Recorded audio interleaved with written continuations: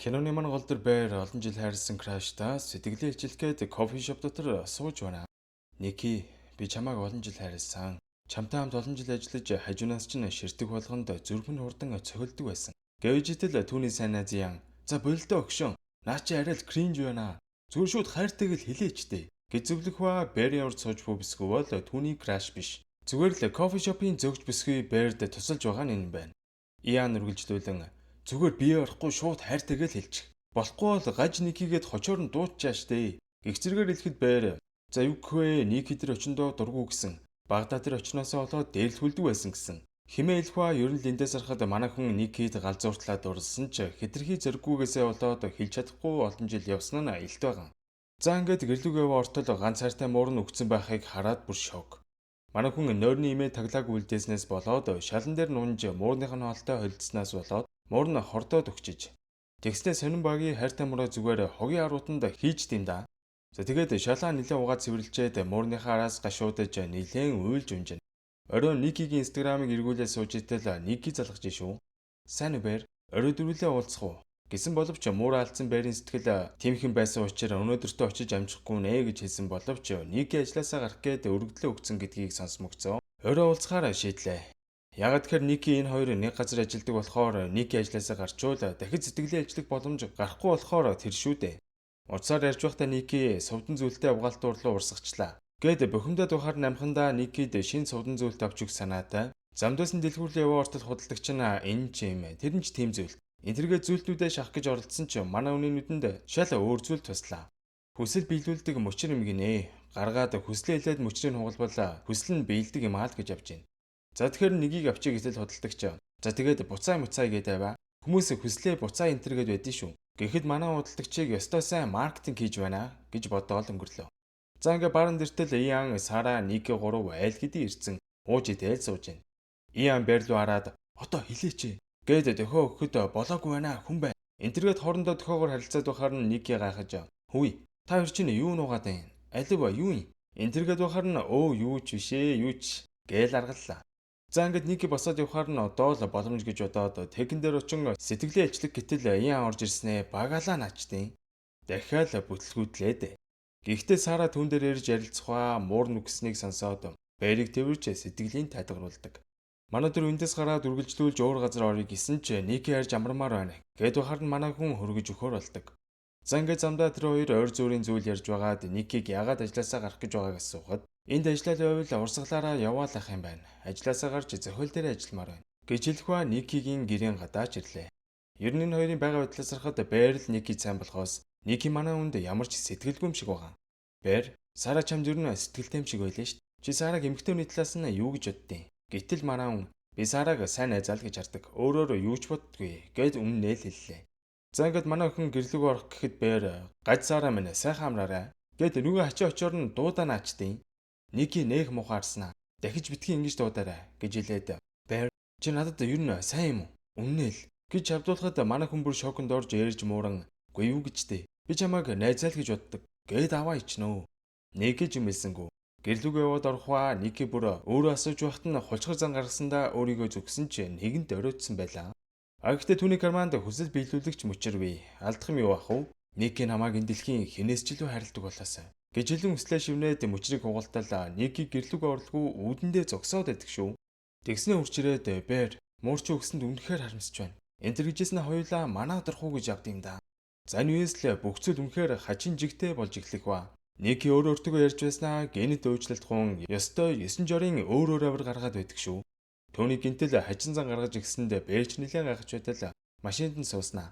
Манай аав хавдар тусаад сүүлийн шатандаа орцсон. "Би үнэхээр ганцаараа баймааргүй штэ" гэд үйлдэл эхлэх үед Бэйр бүр сандарч "Ники, чи зүгээр үү? Нэг л биш байна да" гэж хэлсэн боловч тэгвэл хоёлаа танаад очие гэссээр угаад манай залуугийн дэрлээ. "Бэйр, генет хамт хоны гэсэнд цочирдсан биз дээ. Аав минь өвчтөе хэцүү байгаа болохоор сэтгэл санаа маань нэг л тогтворгүй байгаад байна уу?" Гэхэд Бэйрч түүнийг ойлгон тайлбарлаж байтал хоёулын орон дээр хамт унтъя л гэж авч байна. Манай үнд сандрангуй зөвшөөрөхва Ники генет хувцсандраа тайснаа. Учир зүггүй үнсээд эхэлт юм да. Хартай бүсгүй нь өөрийг нүсж байгаад эхэндээ итгээгүй ч азны юм гэж бодоод үнсэлцэж байтал Ники генет ухаан нь орсон уу яасан. Бүр маш их цочиж паник атаканд орж байгаа юм шиг л болоо явчихна. "Хүй, Ники чи зүгээр үү? Чи өөрөө л намайг үнсээ өстэй. гэж манай хүн хэлэхэд Ники уучлалт хуун би хаяада хямрахаараа ингээд байд юм аа гэж авч гин үү. За ингээд Бэр интернетээс хүсэл биелүүлдэг мөчрийн талаар хайлт хийтэл ёстой 9 журийн л хариулт байна. Наа чин зүгээр л цуглуулгын идчтэй хэнд жирэггүй хуурамч тоглоом гэж бичсэн байсан бол зарим нь үнэхээр биелдэг юм байлээ гэх зэрэгээр бичиж. За ингээ орондоо орох гэж очтол Ники харанхууд гөлрөн сууж байснаа хамт унтигээд манай хоёр ямар тач унтлаа. Өглөө нь өсөөд галтгоо ортол үнэхээр цочирдон зөөл өгтөнө. Хогийн савнд хайцсан байсан муурныхан цогцыг гаргаж ирснээ. Лаантар асаагаад бараг оршуулгын зан үйл үлдээд байгаа мó хайшин. Манай хүн нэлээд цочирдсан ч юм хэлсэнгүй. Ингээд ажилдаа хамт яваа очтол манай хоёрыг хамт ирэхийг харсан Яан яасан хөшөө та хоёр хамт оноо юу? Энтергээд хил амын суулчгээд байхаар нь үннээ хэлэн Никигийн аав хавдартай гэсэн. Тэг сэтгэл санаа нь хэцүү болохоор манад тонсон. Тэрнээс гадна Ники нэг л сонио авирлаад байсан. Гэх зэрэгээр өнгөрсөн шин босон зүйлсийг хэлтэл Яан гахаж Никигийн аав шаал өөр газар байдаг гэсэн штэ. Тэглэж бараг холбоогүй байдаг энтер гээд байсан. Сонир юм да. Арай янз бүрийн хар тамхи хэрэглээд байгаа юм швиз. Гээд ярилцж байх үеэр Ники тэднийг тасгүлрэн зогсож байгаа нь чихүүж сэрмээр юм шиг. Ингээ ажил нь тарж явцгаах болоход Ники яг л урдных шигээ хэвэн ажиллаж Ианаар хүргүүлэхээр яваал өглөө. Бэр гэртээ байж итэл Иан залгаснаа. Манай Никийг сайн ажиглалаа л да. Янз бүрийн сонирм харагдсангүй зүгээр л байх шиг байна. Гээ ярилцж итэл хаалга нүдэд ахаар нээтэл Ники зогсож байна. Бэр өчигдөр сонин зан гаргасан дуучлаарэ. Яг үннийг хэлэхэд би сэтгэл гутралаад авах гээд хар тамхи жоохон хэрэгэлсэн. Гэж хэлэхүү манай хүнд сэтгэлтэй болсноо хэлж би өнгөрсөн жилээс хойш чамааг л крашсан. Нэг мэдхий чамд үнэхээр хайртай болчих. Гэж хэлэхдээ агшинд манай хүн бүр инээд алдаад баярлснаа нууж чадсангүй. Чи ч гэсэн надад сайн биз дээ. Гэж асуухад одоо л нэг зориг гарган тийм ээ л гэж хариуллаа. За ингээ манай хоёр маань албан ёсоор үерхэж эхлэх ба гадуур зугаалж гэртээ хоол унд хийж идээд их л сайхан цаг хугацаа өнгөрүүлж байлаа. Нэг өрөө манай хоёр гадуур болцоо сууж байтал Иан залгаас алдгүй шүү. Гяз яриадах юм. Гэж хэлээд холдож байгаа утсаа авталаа. Хөгшөөн би Никигийн аавыг судлаа үзлээ л дээ. Тэгсэн ямар ч хавдргүй эвэрүүл савсаруул хүн байд юм байна. Тэрнээс гадна эртэд бүгдээ гадуур уусандаа тэр үед Ники чамайг яг л төрсөн дүүшгээ хардаг. Хизээш дурлахгүй гэж Сарад хэлсэн байлээ. Гэж авд юм да. Үнийг сонсон Бэрд энэ бүхэн маш хачин санагдаж. Ники ялтчгүй тэсээр хүн болчиход байгааг одоо л нэг анзаарах шиг болж эртэдийн хүслээ шивндэг мөчрөөс л болчих шиг боллоо. Хэмээн дотроо одоод Ники дээр очиж авч нь хавдргүй цоо өрүүл юм байна тийм үү? Яг гэж надад худлаа хэлсэн юм бэ. Гэхдээ Никигийн царай барааж Бэр хоёулаа цайхан болцож байхад аав ямар хамаатай. Чи яагаад надад ингэж хандаад байгаа юм? Гээд тэрүүгээр дүүрэн орилж хашгичаж уйлж унжиж тэрэд байсан хүмүүс ч бүр гайхаал явчихна. За ингээд арай гэж аргачаад гэртээ унтж байгаад хар шинээр сэрээ артал Ники байдгүй шүү. Гэтэл харанхуй болон зогсож байдیں۔ Хүй Ники юу хийж байгаа юм бэ? Гэж асуухад би чамайг унтаж байхад чинь хармаар байсан. Буцаад унт. Гээд хачи юм яриад байдیں۔ Яаж унтахвд агваасаа. Гэтэл варта цэцэг барьснаа нэг хачин хөдөлгөөн хийгээд зүрхийг нь амаар нь гаргачихсан шахлаа. За ингээд арайч үгж оронд нь оруулчаад босч бие засах гэтэл боссоод үзээрэй гэж галзуу хүн шиг хашгичаад эхэллээ. Маргааш нь манай хүн босоод 0 ортол яалтчгүй үсийг хажилсан байх шүү. Ники чи миний үсийг хажилсан юм уу? Гэж асуухад нэг гимгүү царай гаргаснаа. Би чамайг ажилдаа явчихаар чинь санаа штэ. Тийм болохоор ядаж үсийг чинь үнэрлээ байж. Энтергээд хачи юм ярьж ийснаа өдрийн хоол бэлтцсэн гээл өгч. Манай хүн ч нэг их юм бодлого ажилдаа гарах гэтэл хаалгын бүр битүү эсгэ очтоод гарахын аргагүй болгоцсон байхыг хараад бүр шок. Бэр минь наад хаалгач нь онгохгүй байвал үлдчихэжтэй. Гэсэн боловч манай хүн хүчилсээр угаад хаалгаа онгоолгоод гараад явах ба. Нэг хачи нэмсгэлж ийснаа өмдөндөө шээгээд эхэлтийн да. Ажил дээр Бэр Никигийн бэлдэж өгсөн өдрийн хоолыг нээтэл манай хүнийг унтчихт нь авцсан гэрэл зургуудаа хийцэн байна. Сара хэлж байна. Бэр Ники та хоёр гинтэл ингээд үерхчнэ гэж ёстой санаагүй шүү. Гээд ярилцаж байх ба Сара урлагийн сургуульд орох гээд өргөдөл явуулсан ч тэнцээгүй учраас сэтгэлээр унан Бэрийн мөрийг дэрлэн манай хоёр жаал ярилцдаг. Ер нь бол Сара Бэрд нэлээд сайн бололтой. Тэр нь манай хоёрын яриаг өрөөч маш гоё нийцдэг. Би нэгэ ч ихсэн ойлгодог нь эндээс харагддаг. Манай хүн Никигийн бэлдсэн сандвичийг идэж сууж итэл Сара хоолны арцагнаас нэг бичиг болоод энэ одоо юу вэ гэд харуултал. Муурч нь ямар шуухан байна да. Гээд битсэн байсныг хараад бүр шок. Ники өгсөн муурных нь махаар сандвич хийгээд өгчиж. Бэрч тэр дөрөө бөөлжиж орхон тэрэ. Ажлаа дарсны дараа Ян Бэрийг хөргөж өгтөө түүнийг буруутхан хөгшөөн. Чамайг Ники сайн гэдгийг ойлгочлоо байна л да. Гэхдээ Ники одоо сэтгэл зүй асуудалтай байгаа штэ. Чи ийм үеийг нь далимдуулж ингэж байж болохгүй штэ. Их зэрэгээр үг хаяхад Бэр бухимдан. Тэгээ би яах юм? Ники өөрөө л намайг орхихгүй байж штэ. Гэж хэлэх ба Ян түүнийг гэрийнхээ үдшилтэд өрдөг. Гэхдээ энэ бол хөвгүүдийн үдшилэг шүү. Никиг авчирч болохгүй шүү. Гэж захих ба манай хүн ч очноо л гэж авч байна. Угаасаа эртээд хүслийн мөчрийг хууснаас болж л энэ бүхэн болоод байгааг манай хүн мэдэж байгаа учраас харьцан дээрх дугаарлуун залгалаа. Сайн байна уу? Би танаа бараг авсан юм аа. Тэгэд хүслээ өөрчлүүлж болох уу? Гэж илгээр асуухад болохгүй аль гэж авч байна. За тэгвэл хүслээ бүрмөсөн цуслуулъя гэж хэлэхэд залуу минь чи амьд бинд байгаа цагт наад хүсэл чинь цуслагдаж өөрчлөгдөх ямар ч боломжгүй. Гагцхүү чи өгч байж л хүслийг зогсоох боломжтой гэж Палхид хэлд юм да. За ингээд гэрлүүг яваартал Ники ёстой хүн амир юм зогсож байна. Яж байгаад өглөө гарахтан зогсож байсан газраасаа бараг хөдлөөчгүй юм биш үү? Ники чи зүгээр үү? Гэж асуухад яана би муухай олцгож одоохон гоё болоодах юм. Гэлснээ шүвшүрлүү яваад орох үед байр. Ники чи муурны махаар сэндвич хийж болохгүй штэ. Дахиж битгий тэгээрэй заа юу. Тэрнээс гадна Яанид хүүгүүдийн үдшилэг болж байгаамаа. Би явчаад ирье. Гэхэд хамт явъя л гэж байна. Үгүй Ники. Өгтөд байхгүй зөвхөн залуучуудаараа л цугларах юм. Би ганцаараа явчаад ирье. Гэтэл Сара үдшилэг рүү явна гэд мессеж бичижсэн. Өгтөд очиж болох юм биш үү? За яах вэ? Тэгвэл би гэртээ байж л байхаас байж заа юу. Энтергээд үг хэлжсэн тул аргагүй өрхөнд хамт явахаар л боллоо. Үдшилэг дээр залуус пивунга марзан юм яран инээлдэж байтал Ники бүр яг галзуу хүн шиг учир зүггүй инээж эхлэхэд тэнд байсад мэдээж гайхаад явчихна. За ингээд манай тоглоом тоглож байгаад бээр зүүн талд байгаа хүнээ үнсэх ёстой болтол Сара байж таарнаа. Тэгсэн Ники босч ирснээр Сараг сандалтай чирж холдуулснаа. Бээр дүнсүүлгээд хошуугаад цорвоолгоод эхлэх үед тэнд байсан залуус Никигийн галзуу үйлдэлийг хараад таг чимээгүй болох үед Ники дахиад ухаан норгоо гэлтэй. Юу болоод байна? Хүү энэ би биш шүү. Гэж байснаа ширээн дээр байсан пивний лонхоор толгоогоо хайр нэргүй зөхөөд тархиа хагалчихгүй яа баг. За энэ үед тэнд байсан хүмүүс бүгд маш их айн хурдан эмнэлэг яваарай гэж хэлэхэд байрал ганцаараа юу болоод байгааг мэдж байгаа гэсэн шиг чимээгүйхэн сууж байлаа. Байр түүнийг эмнэлэг тавьчирсан боловч өнөөгч нь манай хүнээс салахгүйгээд хүзүүнээс нь зүгчээд болохгүй байсан тул аргагүй өрхөнд гэртээ ирлээ. Манай хүү олон зүйлийг бодон суухва. Ники чи сая Яаны гэрт яаж байгаа юм бэ? Яагаад өөрийгөө гэмтэж байгаа юм? Гэхэд Ники уучлаарай би дахиж ингэхгүй гэж хэлсэн боловч Ники чи яг жинхэнэ Ники мөн үү? Гуй чи үнэхээр Ники мөн үү? Гэж асуухад тийм ээ би л байж штэ. Чиний гаж Ники байна. Гэж хэлэхва Ники энэ очиндоо ясан махны дургуг мэдэх байр бүх зүйл буруугаар ирснийг ойлгохын дэдэр ойлгож байв. Никигээс нэлээд айсан байр. За би өнөөдөртөө Яаны томчё. Тэгээд маргааш харилцъя заа юу. Гэхэд Ники бүр цөрхрөн уйлж битгий яваачтэй гэж уйлаа ойрлж хашгичж байснаа ямар ч утгагүй юм амдаа давтан бовтолснаа. Нэг сонин ухаж алхаж малхаад бэрийг тултал найлгаж эхлэх үед л энэ бүхэн хайр биш хараал юм байна гэдгийг ясмахандаа тултал ойлголоо. Хоёулаа орондоо ороод унтъя. Хэрв чи Яаных руу явах юм бол би амиа орлоно. Гэт зант хилээдсэн учраас бээр аргагүй ихэнд түүний үгэнд орж орондоо орлоо. За тэгээд ийм аимшигтай зүйл харсан хүн чинь яаж унтаж чадах вэ угаасаа. Гэтэл Сарагаас мессеж ирэх чамд хэлэх чухал зүйл байна. Цэцэрлэг түрээлэн түлээж. Гисэн байхаар нь орноосоо сэмэрхэн босоод гарах гэтэл Ники намайг алаад өгөөч. Гуйж ба намайг алчих гэж бовтонж эхлэх унтсан угуурна зовд тарчиж буй жинхэнэ Никигийн дуу хоолой гарч ирж байгаа нь юмсанж.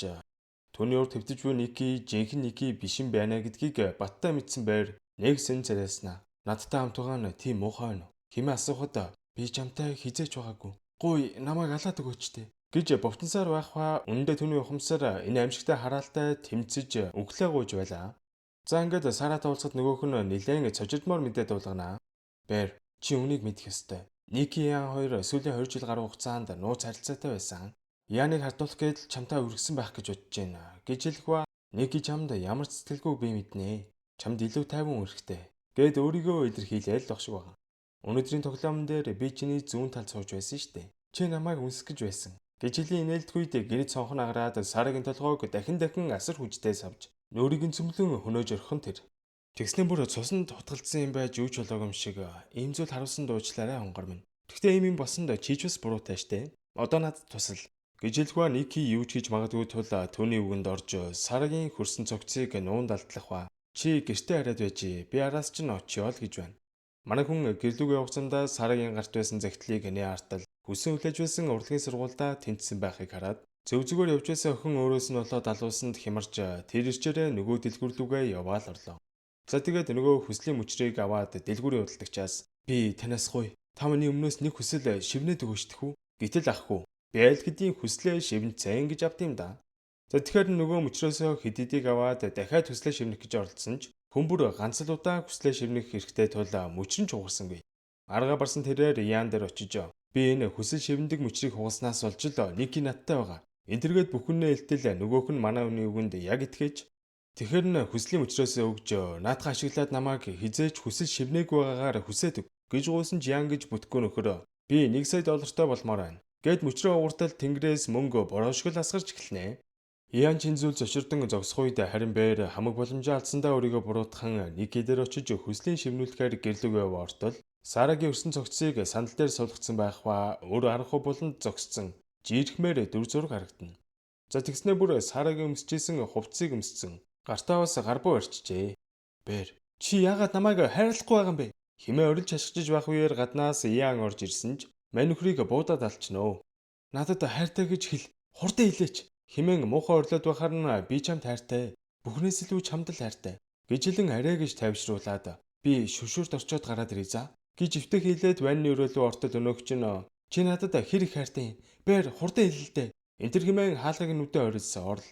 За ингээд өрөөс нь болж хоёр хүн амиа алдаж Ники бүр бие сэтгэл санаа бүх зүйлээрээ тоглоосонд манай хүн өөрийгөө асар их буруутгаж эцсийн зам болох амиа орлох аргыг сонгон Никигийн буугаар өөрийгөө буутгах гэсэн ч зориг нь хүрдэггүй. За тэгэхээр нь шүүгэнд нь байсан нойрсуулах хэмээн бүтнээр нь залхин амиа орлох гэж байтал мөчрөө тасгийг чимээ гараад явчлаа. Ники түүний кармандаас мөчрөөс авч хүслээ шивнэсэн нь тэр байж л дээ. Манайх одоо шившлэгт бүрийн эзэмдүүлж Никиг харийн харцаар харан манай хоёр бие биедээ ямар их хайртайгаа айлан тэврэлдэж байсан ч удалгүй Бэйрийн уусан юм нь үйлчилж тэр дороо хордон хорвоог орхиноо хөрхий. Бэйр, чи чинь яач вэ? Яагаад намайг орхих гээд байгаа юм бэ?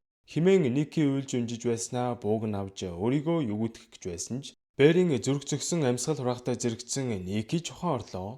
Хүслийн араал эцэстээ түүнээс салж өөрийнх нь ухаан ирсэн нь энэ. Өөрийнх нь өвөрдөд Бэйр өгцөн хаалганы хажууд Ян өгцөн байхыг хараад Ники юу болоод байгааг ч ойлгохгүй маш их айн цочирдон харанх өрөөнд хоолоогоо сөйтөл зөрхрөн уйлж байгаагаар кино маань төгснө. За тэгээ энэ киног 26 настай Кари Бейкер гээд ютубер залуу хийсэн гэж байгаа.